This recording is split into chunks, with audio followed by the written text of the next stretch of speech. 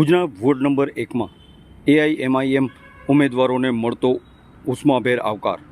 વિસ્તારના લોકોમાં દેખાઈ રહ્યો છે ભારે ઉત્સાહ। ઘર ઘર સંપર્ક અભિયાનમાં લોકોનો સારો પ્રતિસાદ। યુવાઓ અને વરિષ્ઠોમાંથી મળી રહ્યું છે સમર્થન। સ્થાનિક મુદ્દાઓને લઈને લોકો સાથે સીધી ચર્ચા।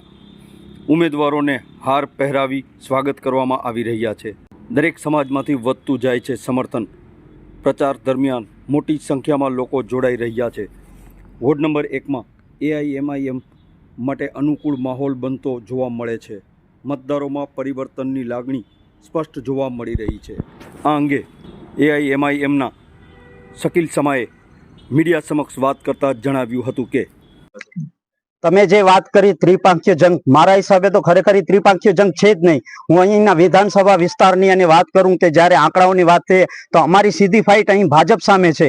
કોંગ્રેસ તો છે જ નહીં ખરેખર, અને ભાજપની સામે અમારી ફાઇટ છે, જેની અંદર આ વિસ્તારના 2022ના જો વિધાનસભાના આંકડા જોવામાં આવે તો તેમાં હાઈએસ્ટ મત MIM પાર્ટીને મળ્યા છે। અહીંના લોકો ઈચ્છે છે કે અમે એની બુનિયાદી સુવિધાઓમાં રહીએ। અગાઉ અમે સામાજિક મુદ્દાઓમાં જ્યારે MIM પાર્ટી આખા કચ્છમાં રહી હોય ત્યારે લોકોના ફોન સતત આવતા હોય અને કહેતા હોય કે અમારી આ સુવિધાઓ, ગટરની વ્યવસ્થા નથી, નીચાણવાળા પાણી વિસ્તારોમાં જે છે પાણી ભરાય છે, ત્યારે અમને થયું કે ના, ક્યાંક ને ક્યાંક અમને નગરપાલિકામાં પણ ઝંપલાવવું પડશે। અમારા ઉમેદવારો હશે ત્યારે જ આ સમસ્યાઓનો ઉકેલ આવશે, અને આ સમસ્યાઓના ઉકેલ માટે અમે લોકો વચનપત્ર સાથે ઉતર્યા છીએ। કોઈ પણ મોટી વાતો, ખોટી વાતો નહીં, વચનપત્ર સાથે। આ વચનપત્ર અમે વિસ્તારના દરેક ઘરમાં આપી રહ્યા છીએ। આ વચનપત્રને અમે કહીએ છીએ કે અમે આ વચનોને પૂરા કરશું ત્યારે જ તમારી પાસે બીજી વખત આવશું, નહીં તો અમે મત માંગવા નહીં આવીએ। આ વચનપત્રને તમે પણ સાચવી રાખો અને અમે પણ સાચવી રાખીએ છીએ।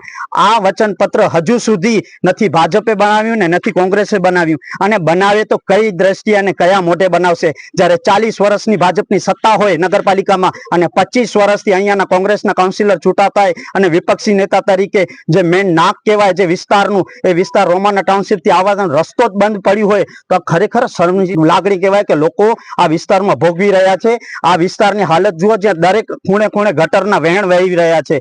દરેક જગ્યાએ એવી ખબર નથી પડતી કે રસ્તો છે બનેલ છે કે નથી બનેલો, અને ખાલી મોટી મોટી વાતો અમારી ગ્રાન્ટમાંથી પાસ થઈ ગયો છે ને આ 25 વર્ષથી આ વિસ્તારની દયનીય હાલત છે। ત્યારે આ વિસ્તારની હાલતને સુધાર માટે અમે લોકો આ વિસ્તારમાં ઉતર્યા છીએ, અને લોકોના કામો અને કામોને પૂરા પાડવા માટે અમારી પેનલને પૂરેપૂરી વિશ્વાસ સાથે આ વિસ્તારના લોકો જીતાડશે તેવી આશા છે।